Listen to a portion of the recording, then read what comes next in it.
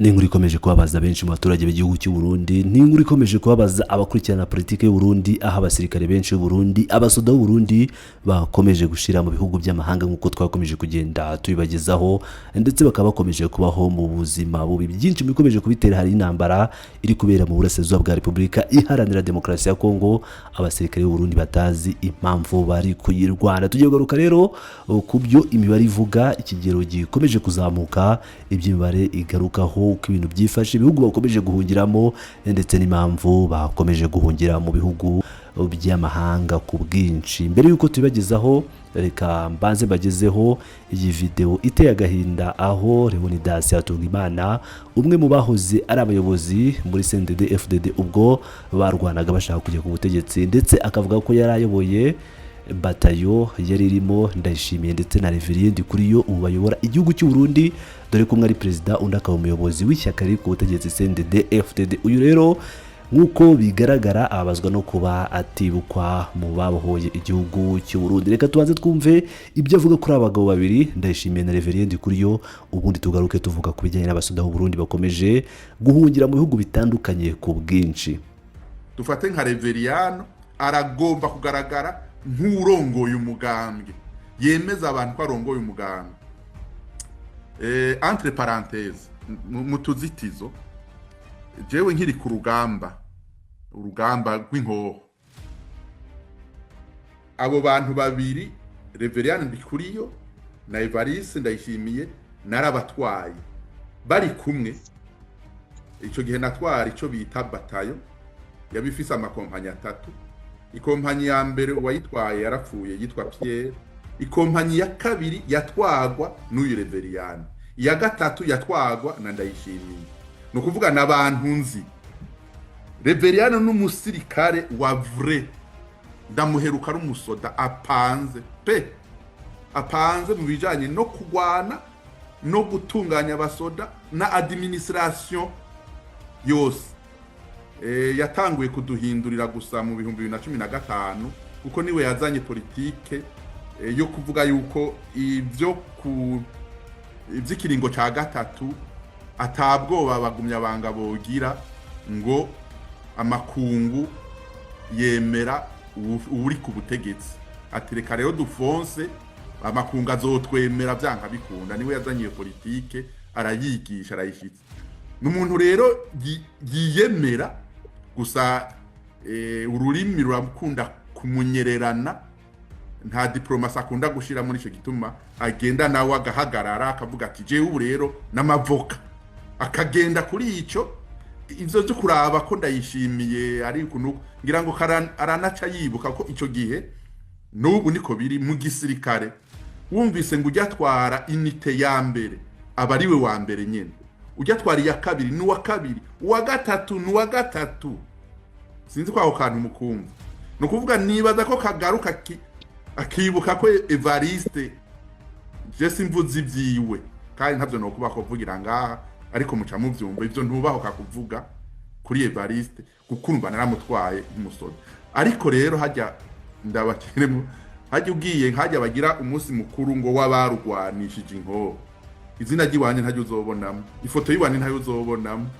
Hari uwo nabwiye aho no kwanka gusa ko mboneka, hari uwo nabwiye ntinkasha kuboneka severe ya seriye, ikabanze katubaza amakosa yose yabereye hari ya ku rugamba. Mwoca mutangura kuvuga ngo je natwagwa na tutote kugira ngo mubindeko. Ico gihe mwokwemera ko nari umutegetsi muri ico gihe. Shatse kuvuga iki? Shatse kuvuga rero kurya kubera umwaka w'ibihumbi 2027 bataravuga neza ushobora kuzotwara. Umwe wese arakora kugira ngo amenyekane gusa, uko bijya bakunda kubigira mu minota ya nyuma. Iyo kongere yimirije nagira mpebuze Faustin, iyo kongere si yo kuza kugira iki hinduye. Kongere ya CNDD-FDD cyane cyane muri iyi myaka ikogwa n'abantu batatu bane batanu babanje kuyiga, hajya bazana ibintu byo gukomera amashi gusa. Barya abantu bazoba muri kongere nta na kimwe kiretse rohazare politique. Nama mvuga ko bishoboka kuko burya natwebwe ntimwari muzi ko byari gushoboka ko twemanga tugahaguruka tukavuga tuti nka je ndi umuvugizi w'umukuru w'igihugu nkubaka nkavuga nti wese nkikeneye kusubira kuba umukuru w'igihugu kandi nari umuvugizi wiwe. Ivyo bintu byama bitangaza abantu birashika, ariko ijya kongre sico itegekanije. Ntagire rero hava agira ngo barya abantu ngo hariho ngo impande zibiri zihanganye, kandi niyo zohangana nta ruhande ruhanganye n'urundi rumwe ruvuga ngo twege tugomba kugira bonne gouvernance, urundi ruvuga ngo twebwe tugomba kuguma twiba, kuko bose bagomba bakorera kuri ku ntumbero imwe. Ibyo Faustin yabivuze cyane n'icyuko kandi abantu babimenye, umwanya wose umugambwe CNDD-FDD uzoba ugitegerezwa kubaho ubeshejweho n'amafaranga ya leta, ibi bya bonne gouvernance ntagire uzovyiyumvira, kuko ubu niko babaye babeshejweho n'amahera ya leta. Rero nagira ndababwire nta mpande ziri ngaho zihanganye, ntaco zipfa, guko bose intumbero nimwe niyo kuguma ku butegetsi. Hajya icyo cyose baragaruka bakaja hamwe akavuga bati mwibuke ko igihe twova ku butegetsi twocirirwa imanza. Hajya mu bintu bituma bagwa bavyuka ni iki kintu cyo gutinya, bararimbura barana amakosa bamaze gukorera abarundi, baratinya bataha tuvuye ku butegetsi akacu ko bakabata. ngira ngo rero nkuko mu byiyumviye uyu bamwita Leonidas Hatungimana, umwe mu bahozi ari abasirikare mu gisoda cy'u Burundi, akaba yivugaga imyato ndetse akavuga ibijyanye n'abari abasirikare yoboraga barimo Reverend Kuriyo ndetse na Evariste Ndayishimiye. Tumuvuyeho rero ntago twamuvugaho byinshi, reka duhite twerekeza ku bijyanye n'abasirikare b'u Burundi. Urubyiruko rw'u Burundi ndetse n'abasoda bakomeje guhunga u Burundi ku bwinshi. Bimeze bite rero? Biri guterwa n'iki? Nibutse cyane muri yose uko yakabaye rero u Burundi igihugu kiri mu bikennye kurusha ibindi ku isi. No kuvuga ngo ku ntonde zitandukanye akenshi usanga u Burundi ari cyo gihugu cya mbere gikeneye ku isi, ndetse kikaba igihugu cya nyuma gikize ku isi. Ni ibintu n'ubundi bisa nkaho bihura neza cyane. U Burundi rero bukaba bwarageze harindimuka, nubwo muri Kamena 2020 ubwo Perezida Evariste Ndayishimiye yajyaga ku butegetsi hari icyizere ko hari bigiye guhinduka. Mungu imiyoborere ye yashoye abenegihugu mu bukene bukabije ku kigero nk'icyaherukaga mu gihe umutekano wari warazambye. Ikibazo nyamukuru gishingiye ku masezerano u Burundi bwagiranye na Perezida Felix Tshisekedi yo kohereza abasirikare kurwanya ihuriro Alliance Fleuve Congo M23.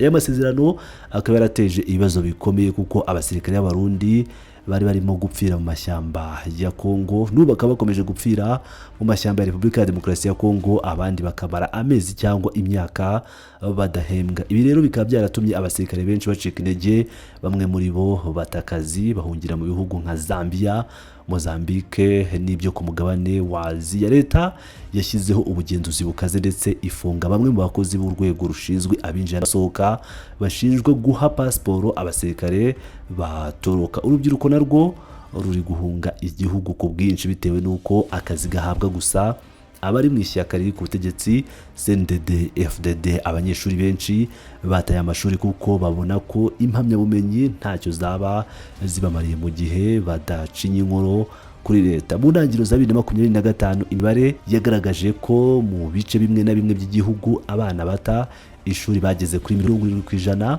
mu yahoze ari intara ya Kayanza. Abanyeshuri barenga 4500 bavuye mu ishuri mu mezi 3 gusa mu mwaka w'amashuri w'2024 na 2025. Ishami ry'umuryango w'abibumbye rishinzwe impunzi HCR rigaragaza ko impunzi z'abarundi ziba mu Rwanda ziyongeyeho 1721 hagati y'umwaka wa 2024 na 2025 ku itariki 31 Ukuboza 2025. U Rwanda rwari rucumbikiye impunzi z'abarundi 52,000 zingana na 38.5% by'iziri mu gihugu zose.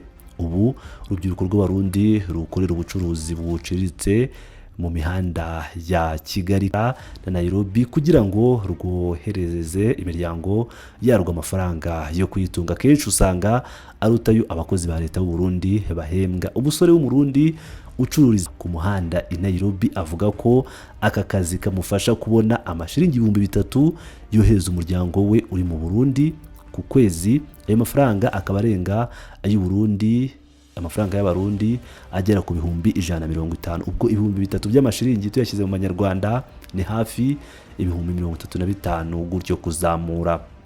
nubwo ari make ariko abenshi bakaba bashima ko imiryango yabo iyaguramo iby'ibanze ubuzima bugakomeza mu gihe igihugu kiri gutakaza n'urubyiruko kubera kwiheba.